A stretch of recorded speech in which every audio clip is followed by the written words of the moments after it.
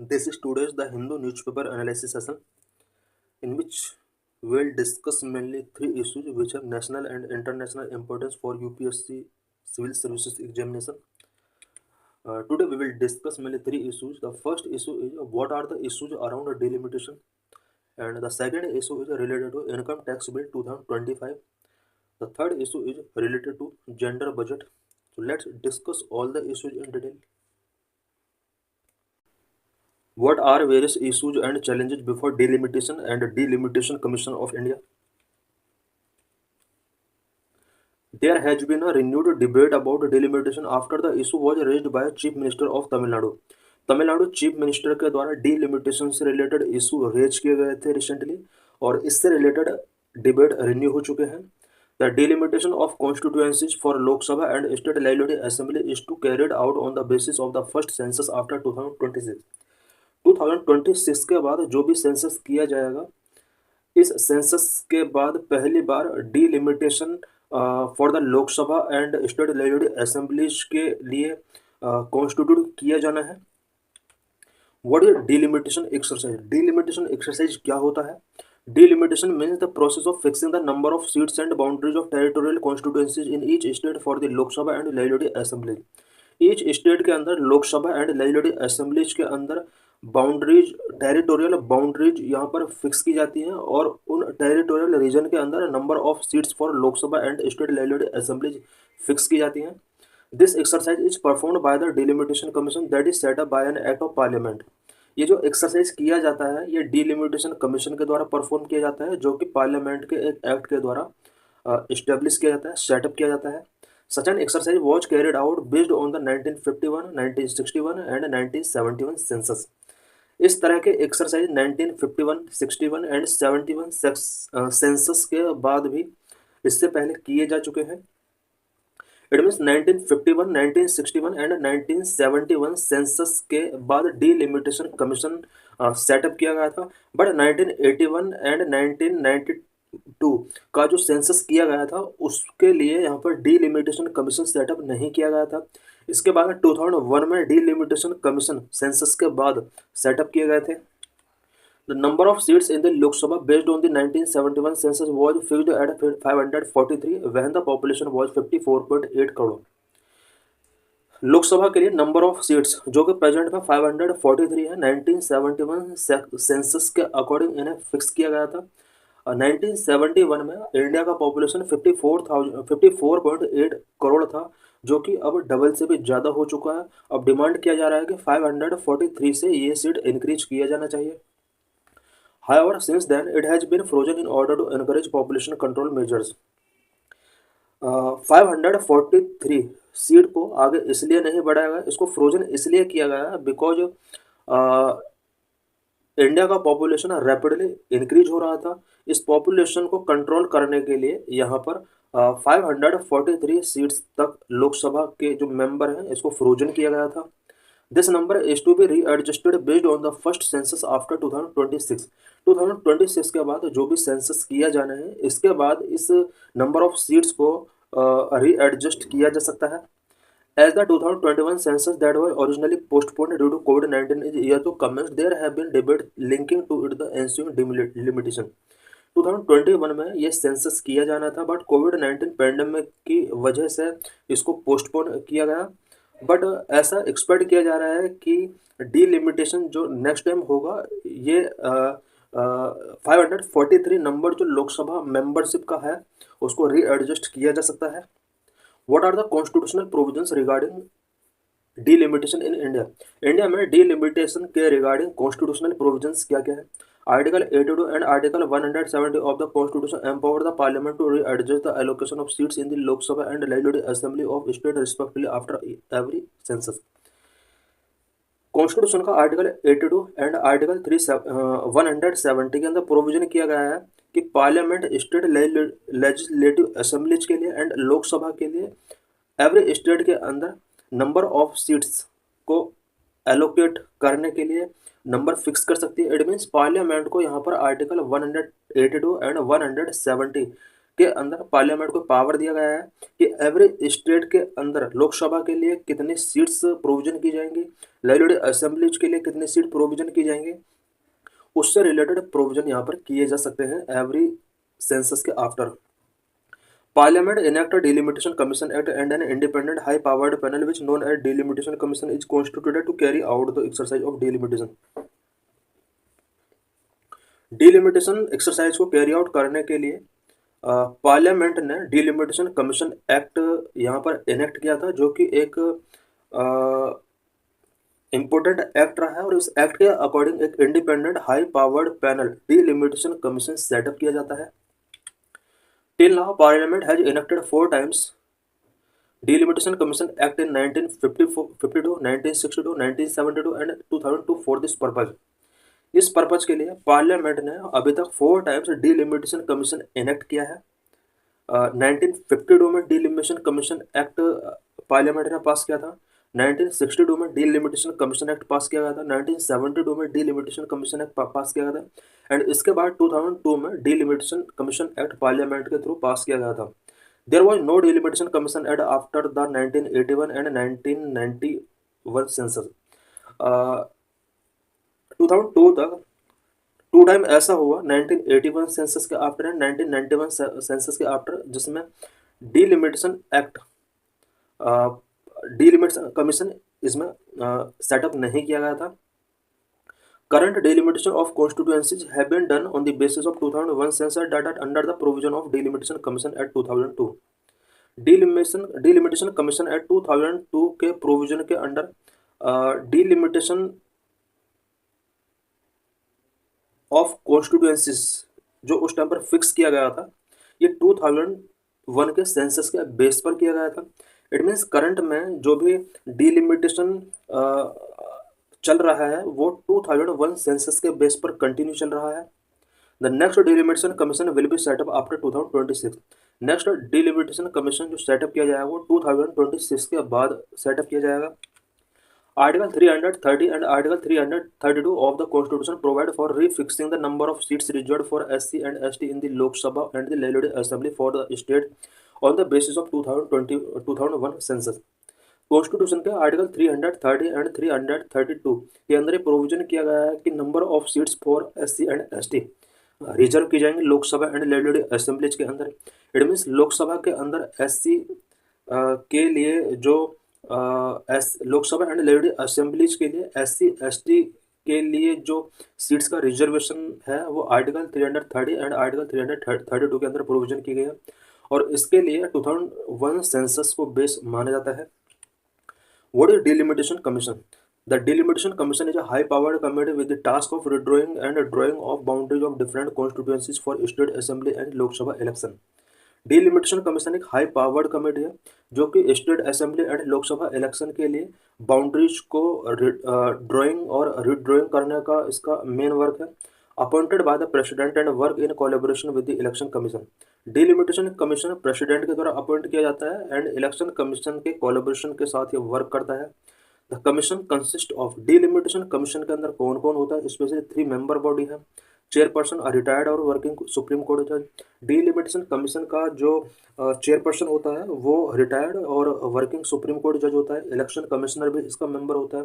Concern state election commissioner भी इसका member होता है। It mean delimitation commission is a 3 member body. The commission's order have the force of law and can't called in question before any court. Delimitation commission का जो भी order होता है वो एक लॉ की तरह होता है और किसी भी कोर्ट के बिफोर उसको क्वेश्चन नहीं किया जा सकता। The commission's order are laid before the Lok Sabha and legislative assemblies concern but they can't affect any change in the order. Delimitation commission के जो भी ऑर्डर होते हैं उन्हें लोकसभा और स्टेट असेंबलीज के बिफोर रखा जाता है और उसके अंदर लोकसभा या स्टेट असेंबलीज किसी भी टाइप का चेंज नहीं कर सकती। What are the issues? Current में डिलिमिटेशन से रिलेटेड क्या क्या इशूज है इंडिया के अंदर? The population explosion that happened in our country during the last 5 decades have been uneven, with some states like UP, Bihar, MP and Rajasthan having a great increase than states like Kerala, Tamil Nadu, Karnataka, Andhra Pradesh. Last 5 decade में India के अंदर population explosion बहुत ही high तरीके से हुआ। कुछ state के अंदर पॉपुलेशन बहुत हाई रेट से इंक्रीज हुआ, वहीं कुछ स्टेट के अंदर पॉपुलेशन बहुत ही स्लो तरीके से इंक्रीज हुआ है। कुछ state such as UP, Bihar, MP and Rajasthan, ये वो स्टेट हैं जहाँ पर पॉपुलेशन इंक्रीज अनइवन तरीके से हुआ है। इट मीन्स यहाँ पर बहुत ही स्पीड के साथ पॉपुलेशन ग्रोथ हुआ है। वहीं कुछ state such as Kerala, Tamil Nadu, Karnataka and Andhra Pradesh और अदर सदर्न स्टेट जिनका पॉपुलेशन वेरी स्लो स्पीड से इंक्रीज हुआ है। There are two scenarios that are being discussed with respect to the revised delimitation exercise. Revised delimitation exercise के रिस्पेक्ट में यहाँ पर mainly 2 points पर हम डिस्कस करेंगे। The first is to continue with the existing 543 seats and their redistribution among various states. पहला जो हमारा इशू है वो ये है कि 543 सीट्स जो कि लोकसभा के लिए फिक्स की गई हैं उन्हें कंटिन्यू रखा जाए और वेरियस स्टेट के अंदर उनका जो डिस्ट्रीब्यूशन है उसको कंटिन्यू रखा जाए। इससे बहुत सारे जो इश्यूज करंट में चल रहे हैं उन इश्यूज को क्लोज किया जा सकता है। The second is to increase the number of seats to 848 with proportionate increase among various state. Second जो इशू है वो ये है कि लोकसभा के लिए नंबर ऑफ सीट्स को 848 तक इंक्रीज किया जाए एंड वेरियस स्टेट में प्रोपोर्शनेट तरीके से इन सीट को इंक्रीज किया जाए। Proportionate representation. The number of seats in Lok Sabha based on the 1971 census was fixed at 543 when the population was 54.8 crore. However, since then it has frozen in order to encourage population control measure. Exhibit 1 के बारे में हम देखेंगे। If seats are retained at 543 and reapportioned among states based on 2026 population, 2026 population के base पर अगर seats को divide किया जाता है एंड लोकसभा की सीट अगर 543 को कंटिन्यू रखा जाता है पर स्टेट की सीट्स को अगर चेंज किया जाता है तो किन स्टेट की सीट्स घटेंगी, किन स्टेट का सीट बढ़ सकता है। हम देखेंगे कि यूपी के अंदर नंबर ऑफ सीट्स जो प्रेजेंट नंबर ऑफ सीट्स हैं लोकसभा के लिए वो 80 है और अगर 2026 पॉपुलेशन के अकॉर्डिंग इसको चेंज किया जाता है तो इसकी सीट्स यहाँ पर 11 बढ़कर 91 हो सकती है। वहीं बिहार का लोकसभा सीट जो है वो 40 है। ऐसा एक्सपेक्ट किया जा रहा है कि अगर 2026 की पॉपुलेशन के बेस पर अगर रीअपोर्शन इसको किया जाता है तो 10 सीट्स इसका बढ़ सकता है। इट मीन्स 50 तक इसका सीट्स हो सकता है। नंबर 3 राजस्थान जिसका लोकसभा के लिए 25 सीट्स हैं, 6 सीट्स इसमें बढ़ सकती हैं। एमपी 29 सीट्स ऐसा एक्सपेक्ट किया जा रहा है कि इसकी सीट्स बढ़कर 33 हो सकता है। तमिलनाडु 39 से 31 हो सकता है। इट मीन तमिलनाडु की सीट्स यहाँ पर कम हो सकती हैं। आंध्र प्रदेश की सीट्स लोकसभा के लिए 42 है जो कि रिड्यूस होकर 34 हो सकती है। केरला 20 रिड्यूस होकर 12 हो सकती है। कर्नाटक 28 रिड्यूस होकर 26 हो सकती है। पंजाब 13 रिड्यूस होकर यहाँ पे ये 12 हो सकता है। हिमाचल प्रदेश 4 से 3 पर आ सकता है। उत्तराखंड 5 से 4 पर आ सकता है। North eastern states excluding Assam ये 11 है और 11 ही रहने की पॉसिबिलिटी है। तो हम यहाँ पर देख सकते हैं कि अगर 2026 पॉपुलेशन के अकॉर्डिंग 543 सीट्स को रीअपोर्शन किया जाता है among the state, maximum state के अंदर सीट्स यहाँ पर डिक्रीज हो सकती है। Exhibit 2, if the number of seats is increased to 848 based on the 2026 population, 2026 population के बेस पर अगर लोकसभा की सीट्स 543 से 848 तक इंक्रीज किया जाता है, किन स्टेट का सीट इंक्रीज हो सकता है, किन स्टेट्स का सीट डिक्रीज हो सकता है, ये डाटा यहाँ पर गिवन है एग्जिबिट 2 के अंदर। यूपी के अंदर करंट में लोकसभा की 80 सीट्स हैं, ये बढ़कर 143 सीट्स हो सकती है। इट मीन्स इसमें 63 सीट्स इंक्रीज हो सकती हैं। बिहार 40 से 79 हो सकता है। राजस्थान 25 से 50 हो सकता है। एमपी 29 से 52 हो सकता है। तमिलनाडु 39 से 49 हो सकता है। आंध्र प्रदेश 42 से 54 हो सकता है। केरला 20 रहने की पॉसिबिलिटी है। कर्नाटक 28 से 41 हो सकता है। पंजाब 13 से 18 हो सकता है। हिमाचल प्रदेश करंट में 4 है, 4 सीट रहने की पॉसिबिलिटी है। उत्तराखंड 5 से 7 हो सकता है। And north eastern state Assam को अगर एक्सक्लूड कर दिया जाए 11 है करंट में और 11 ही रहने की पॉसिबिलिटी है। Will bid against the basic structure of federalism in our polity, क्या हमारे पॉलिटी में जो बेसिक स्ट्रक्चर ऑफ फेडरलिज्म है क्या ये इसके अगेंस्ट है। Smaller state bound to be at disadvantage As per Exhibit 2, which is based on projected population, it is evident that southern state, smaller state in the north like Punjab, HP and Uttarakhand, as well as northeastern state are bound to be at a disadvantage when compared to the larger northern state. Exhibit 2 के according हम देख सकते हैं कि अगर 2026 population projection के base पर अगर सीट्स का डेवोल्यूशन किया जाता है, लोकसभा सीट का जो डेवोल्यूशन ईच स्टेट के लिए अगर किया जाता है, तो southern state, smaller state in north such as Punjab, Himachal Pradesh and Uttarakhand and north eastern state इन्हें डिसएडवांटेज हो सकता है नॉर्थन लार्जर नॉर्थन स्टेट के कंपेयर में। इन स्मॉल स्टेट को कुछ यहाँ पर लॉस हो सकते हैं। This may go against the basic structure of federalism in our polity. हमारी पॉलिटी के अंदर जो बेसिक स्ट्रक्चर ऑफ फेडरलिज्म है, ये इसके अगेंस्ट हो सकता है। It will lead to a feeling of disengagement in the states that stand to lose in their proportional representation and thereby political significance despite controlling their population. Because ये जितने भी southern state है या small state है, इन्होंने काफ़ी हद तक पॉपुलेशन कंट्रोल करने में बहुत ही इम्पोर्टेंट रोल प्ले किया है। और अगर इस तरह से सीट्स का रीएलोकेशन किया जाता है तो इन्हें इनका जो प्रोपोर्शनल रिप्रेजेंटेशन है वो लॉस हो सकता है। Southern state that have a 24% share in the number of seats at present would see it decline by 5%. Parliament के अंदर सदर्न स्टेट का जो रिप्रेजेंटेशन है वो 24% तक रिप्रेजेंटेशन है। न्यू एलोकेशन के अकॉर्डिंग इनका रिप्रेजेंटेशन 5% तक रिड्यूस हो सकता है। Is broad principle of one nation one vote one value diluted in the interest of population control. क्या पॉपुलेशन कंट्रोल करने के लिए one citizen one vote one value का जो प्रिंसिपल है उसको डायल्यूट किया गया है in past. Democracy means rule और government by the people. Democracy का मीनिंग होता है पीपल की गवर्नमेंट और rule. It follow that the government is elected by the majority with the broad principle of one nation one vote one election. One citizen one vote and one value के broad principle के base पर majority people यहाँ पर government form करते हैं। This principle has been diluted in the interest of population control since 1976 when the delimitation exercise was postponed for the first time.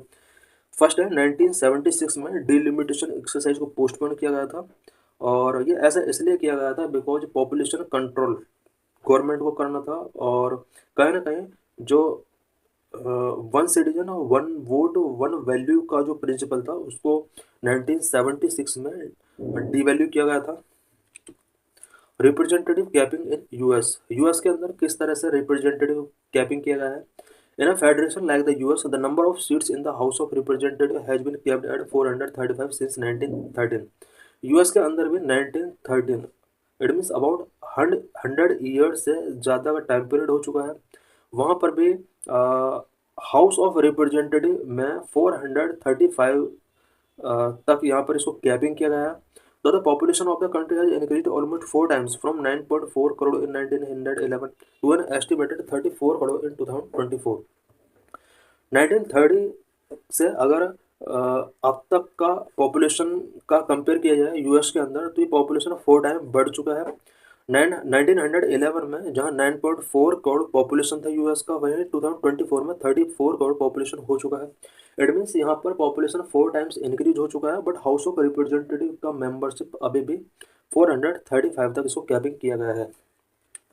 What can be a solution? इसके लिए India में क्या solution हो सकता है?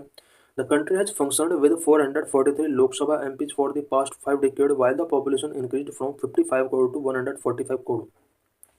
Last 5 decade से country के लोकसभा के अंदर 543 एमपीज फंक्शनड हैं, जबकि इंडिया का पॉपुलेशन 1971 में 55 करोड़ था, वहीं अब ये 145 करोड़ हो चुका है। Population will decline. India's population is projected to peak at around 165 to 170 crore, an increase of around 15% from the current level in the next 3 decades and then decline. ऐसा एक्सपेक्ट किया जा रहा है कि नेक्स्ट 3 डिकेड में India का population 15% तक increase हो सकता है। इट मीन्स 165 टू 170 करोड़ तक पॉपुलेशन इंक्रीज हो सकता है नेक्स्ट 3 डिकेड्स में। इसके बाद ऐसा एक्सपेक्ट किया जा रहा है कि ये जो पॉपुलेशन है वो डिक्लाइन हो सकती है, may be capped at the existing number. Considering the above factor the 543 MPs in the Lok Sabha may be kept at the existing number. Because ऐसा एक्सपेक्ट किया जा रहा है कि 3 डिकेड के बाद पॉपुलेशन डिक्लाइन हो सकता है, इसलिए ये बहुत ही ज़्यादा बेटर रहेगा कि एग्जिस्टिंग नंबर जो है 543 MPs का इन लोकसभा, उसको यहीं पर कैपिंग करके रखा जाए, इसको इंक्रीज करने की कोई ज़रूरत नहीं है। It would ensure that status quo in representation from various states and uphold the federal principle. The MPs and leaders of both regional and national political parties from the south, smaller state in the north and the northeastern state should consider it their responsibility to demand such a cap from the parliament in order to protect the political interest of the regions they represent. Smaller states in north and north east जितने भी हैं, इन state के सभी MPs को parliament से ये demand करना चाहिए कि पॉलिटिकल इंटरेस्ट को अपना प्रोटेक्ट करने के लिए ये जो कैपिंग है 543 का, इसको कंटिन्यू रखा जाए। The number of MLA in each state में भी इंक्रीज, और इन्हें डिमांड की करनी चाहिए कि ईच स्टेट के अंदर आप नंबर ऑफ एमएलए का इंक्रीज कर दीजिए। लोकसभा के लिए नंबर इंक्रीज करने की कोई जरूरत नहीं है। In line with the projected population to address the democratic representation requirement, democratic representation को इंश्योर करने के लिए यहाँ पर member of legislative assemblies what are various provisions in income tax bill 2025। भाई news, the government has introduced a new income tax bill 2025 to simplify tax law, making compliance easier and ensuring a streamlined tax regime. Recently government ने income tax bill 2025 represent किया है। ये ऐसा इसलिए किया गया है बिकॉज जो टैक्स लॉ को सिंपलीफाई किया जा सके एंड कंप्लायंस को ईजियर किया जा सके एंड टैक्स रिजाइम जो भी है इंडिया के अंदर उसको स्ट्रीमलाइन किया जा सके। Finance minister announced this while representing a union budget on February 1, 2025। Finance minister ने February 1, 2025 को जिस टाइम यूनियन बजट प्रेजेंट किया था, उस टाइम पर उन्होंने इनकम टैक्स बिल 2025 से रिलेटेड यहाँ पर अनाउंसमेंट किया था। New bill eliminate outdated provisions, uses clear language, introduce the tax year concept replacing the term assessment year.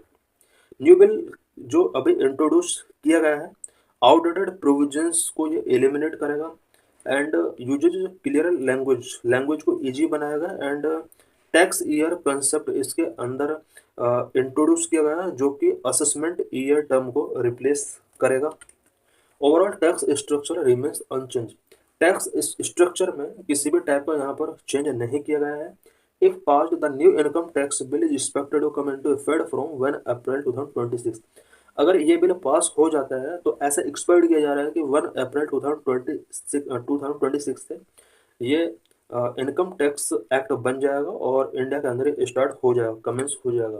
की features of new income tax bill, new income tax bill के क्या क्या की फीचर्स हैं।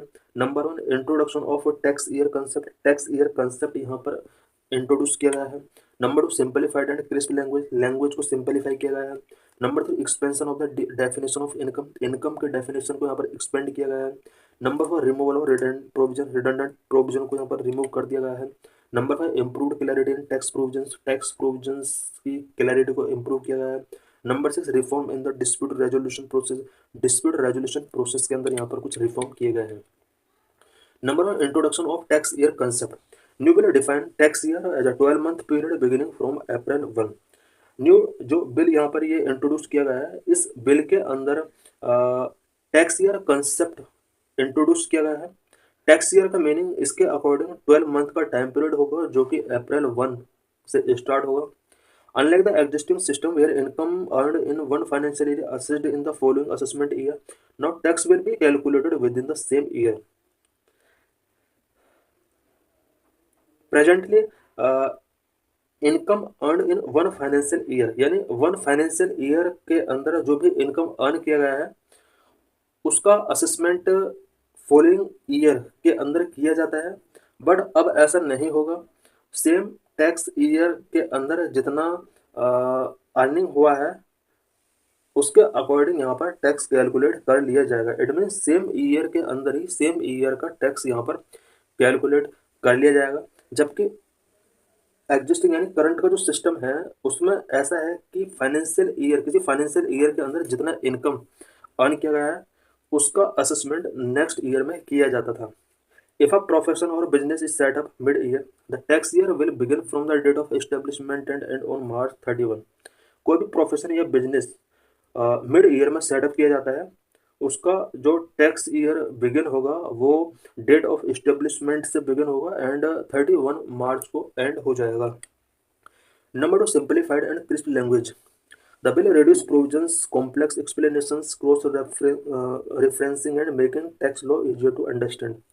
ये जो बिल है ये वेरियस प्रोविजंस को यहाँ पर इसके अंदर रिड्यूस किया गया है एंड कॉम्प्लेक्स एक्सप्लेनेशंस को भी ये रिड्यूस करता है, और जितने भी टैक्स लॉ थे उनको कहीं ना कहीं उनके अंडरस्टैंडिंग के लिए उसको ईजी किया गया है।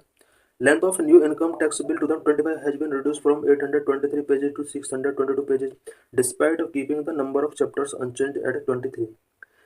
न्यू इनकम टैक्स बिल 2025 के अंदर इसका जो लेंथ है इसको रिड्यूस किया गया है। जहां पहले 823 पेजेस का ये एक्ट हुआ करता था, वहीं इसको अब 625 पेजेस तक इसको रिड्यूस किया गया है। बट चैप्टर्स की अगर बात की जाए तो इसमें चैप्टर्स पहले भी 23 हुआ करते थे एंड अभी भी चैप्टर्स का नंबर 23 ही है। Number of clauses has increased from 298 to 536। जो एक चीज इसमें इंक्रीज हुआ है वो है number of close. Number of close जहां पहले 298 हुआ करते थे वहीं 536 अब नंबर ऑफ क्लोज हो चुके हैं। Number 3, expansion of the definition of income. Income का डेफिनेशन यहाँ पर अब एक्सपेंड कर दिया गया है। The new bill includes virtual digital assets, VDA. VDA means virtual digital assets such as NFTs and crypto currencies as part of taxable capital assets. Part of taxable capital assets के तौर पर यहाँ पर NFT and crypto currencies को भी virtual digital assets में include किया गया है। This align virtual digital assets with existing assets category like building, land, shares, bullion and artwork. पहले एसेट्स के अंदर building, land, shares, bullion and art work को इंक्लूड किया जाता था, बट अब इसके साथ virtual digital assets such as NFT and crypto currencies को भी अब ऐड कर दिया गया है। Number 4, removal of redundant provisions. The bill removed outdated exemptions such as Section 54E that provided capital gains exemption for transfer before April 1992. Unnecessary references and amendments to old dates and law have been eliminated. Number 5, improved clarity in tax provisions. Tax provisions की clarity को improve किया गया है। Several provisions such as tax deducted at source rules, presumptive taxation rates, and assessment time limits have been consolidated into easy-to-read tables। Easy to read tables के अंदर tax deducted at source rules, TDS, presumptive taxation rules and assessment time limits, इन सभी को यहाँ पर consolidate किया गया है। Deductions for salaries are now compiled in one section, improving clarity. Number से reform in the dispute resolution process. Dispute resolution process को यहाँ पर इसमें रिफॉर्म किया गया है। Dispute resolution process now clearly defines. यहाँ पर 3 चीज़ों को मैंने डिफाइन किया गया है: points of determination, decisions, reasons for ruling, conclusion. The income tax bill 2025 aims to make taxation cleaner, simpler and more streamlined. Income tax bill 2025 के अंदर टैक्सेशन को क्लियर किया गया है, सिंपल किया गया है एंड मोर स्ट्रीमलाइंड इसको बनाया गया है। The introduction of the tax year, removal of redundant provisions and improve clarity in the tax law are positive step toward an effective tax system. New tax year का introduction and redundant provisions का removal and tax law के अंदर clarity को का जो improve किया गया है, ये एफिशिएंट टैक्स सिस्टम के लिए एक पॉजिटिव स्टेप हो सकता है। What is gender budgeting? The union and state government regularly talk about their commitment to women's empowerment. Union and state government regularly women's empowerment के कमिटमेंट से रिलेटेड टॉकिंग करते हैं। One of the 4 pillar of a Viksit Bharat 2047 is महिला और women. विकसित भारत 2047 के 4 pillar में से जो 1 पिलर है वो है महिला और women. One of the most powerful tool to show commitment to the cause of women's empowerment is through physical backing. Women's empowerment के कमिटमेंट को फुलफिल करने के लिए जो एक पावरफुल टूल हो सकता है वो फिजिकल बैकिंग हो सकता है। This year the gender budget has increase to 8.9% of the overall budget. इस ईयर जो बजट रिप्रेजेंट किया गया था उसके अकॉर्डिंग जेंडर बजट 8.9% के हिसाब से इंक्रीज हुआ अगर लास्ट कुछ ईयर्स के साथ कंपेयर किया जाता है। State have varied experience with allocating fund to women-centric programs. Gujarat allocates more than 37% of its budget to women, whereas Maharashtra allocated mere 3%. Various state के अंदर वुमेन सेंट्रिक प्रोग्राम्स के लिए फंड का एलोकेशन डिफरेंट होता है। वहीं गुजरात के अगर अंदर देखा जाए तो 37% ओवरऑल बजट का वुमेन के लिए यहाँ पर एलोकेशन किया जाता है। वहीं महाराष्ट्र के अंदर ओवरऑल बजट का 3% बजट वुमेन के लिए यहाँ पर एलोकेशन किया जाता है। What is gender budget mean? Gender budget simple में refer to all the allocations to gender related schemes under various ministries and department. Under various ministries and department के द्वारा जो भी जेंडर रिलेटेड स्कीम्स का allocation किया जाता है इसको जेंडर बजट कहते हैं। It is important to note that here there is no separate gender budget in the overall budget. Recently जो बजट इंट्रोड्यूस किया गया था पार्लियामेंट में, ओवरऑल बजट के अंदर सेपरेट जेंडर बजट का प्रोविजन नहीं किया गया है। Computation of gender budget. Gender budget का कंप्यूटेशन किस तरीके से किया जाता है? Chart work. The chart show the proportion of the union budget towards gender percent. Union budget में जेंडर बजट का परसेंट लास्ट कुछ ईयर्स में क्या रहा है उससे रिलेटेड ये ग्राफिकल रिप्रेजेंटेशन है। It is important to note here that there is no separate gender budget in the overall budget. Overall budget में सेपरेट जेंडर बजट नहीं है। हम देख सकते हैं कि लास्ट कुछ ईयर में ओवरऑल बजट का जेंडर बजट कितना परसेंट रहा है? फाइनेंशियल ईयर 6 में 4.8% रहा। फाइनेंशियल ईयर 11 में हम देख सकते हैं 5.8% ओवरऑल बजट का जेंडर बजट रहा। रिसेंटली 2026 फाइनेंशियल ईयर के लिए जो बजट एलोकेट किया गया है इसमें सबसे ज़्यादा जेंडर बजट हम देख सकते हैं कि 8.9% जेंडर बजट के लिए यहाँ पर ओवरऑल बजट का एलोकेशन किया गया है। Chart distribution of gender budget over years. Over years gender budget का डिस्ट्रीब्यूशन किस तरह से किया गया है? Part A scheme with 100% provision for women and girls. Part A के अंदर वो स्कीम आती हैं जो कि वुमेन एंड गर्ल्स के लिए 100% बजट प्रोविजन किया गया है। इसको इस ग्राफिकल रिप्रेजेंटेशन में रेड कलर के द्वारा शो किया गया है। Part B scheme with 30 to 99% allocation for women and girls. Part B के अंदर वो स्कीम आ जाती है जिनके लिए 30 to 99% तक का एलोकेशन ओनली गर्ल्स और वुमेन के लिए किया जाता है। हम देख सकते हैं जितना भी ब्लू कलर है पार्ट बी के अंदर इसको शो किया गया है। Part C scheme with allocation for women and girls below 30% of the provision. Part C के अंदर वो स्कीम्स आती हैं जिनमें 30% तक वुमेन एंड गर्ल्स के लिए फंड एलोकेशन किया जाता है। हम देख सकते हैं कि ये पार्ट सी का जो प्रोविजन है ये फाइनेंशियल ईयर 26 के अंदर इसका प्रोविजन पहली बार किया गया। इससे पहले पार्ट सी इसमें इंक्लूड नहीं था।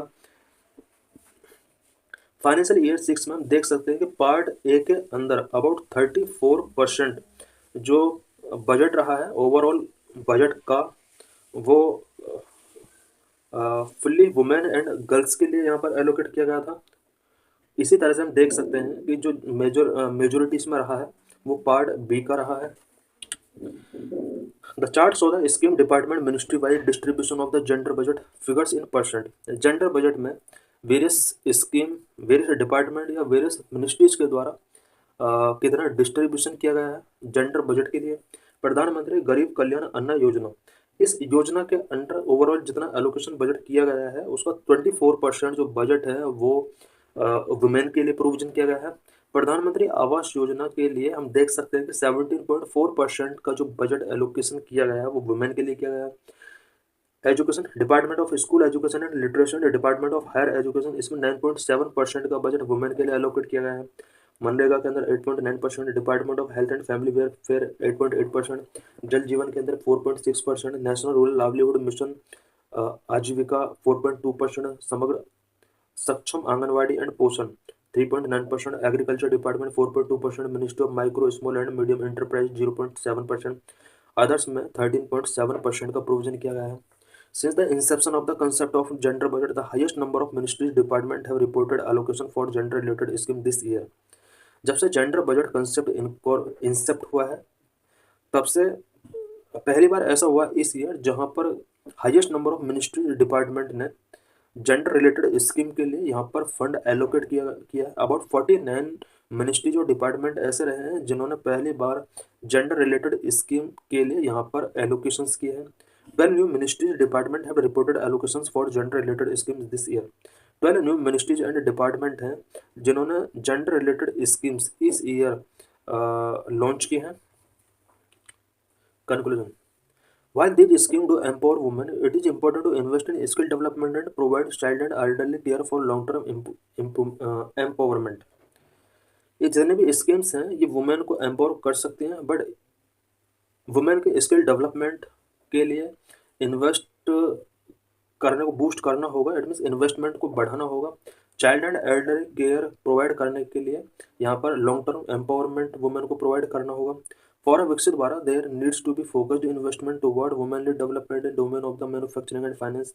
मैन्युफैक्चरिंग एंड फाइनेंस सेक्टर में वुमेन लीड डेवलपमेंट के लिए यहाँ पर इन्वेस्टमेंट को फोकस करना होगा। There is much conversation about women being pillars of economic growth in India. The union and state government are not backing really this promise. India में economic growth के लिए वुमेन को एक इम्पोर्टेंट पिलर के तौर पर जाना जाता है। इससे रिलेटेड वेरियस कन्वर्सेशन हो सकते हैं, बट जब तक स्टेट और यूनियन गवर्नमेंट के द्वारा बैकिंग नहीं किया जाएगा तब तक इन्हें हम इकोनॉमिक ग्रोथ का इम्पोर्टेंट पिलर के तौर पर डेजिग्नेट नहीं कर सकते। Without state support it is going to be challenging to achieve gender parity और वर्क टूवर्ड्स वुमेनली डेवलपमेंट। जब तक स्टेट गवर्नमेंट का सपोर्ट वुमेन को नहीं होगा तब तक जेंडर पैरिटी को अचीव करना चैलेंजिंग होगा। इट मीन्स जेंडर पैरिटी को अचीव नहीं किया जा सकता एंड वुमेन लीड डेवलपमेंट को इंश्योर नहीं किया जा सकता। So thanks for watching this video.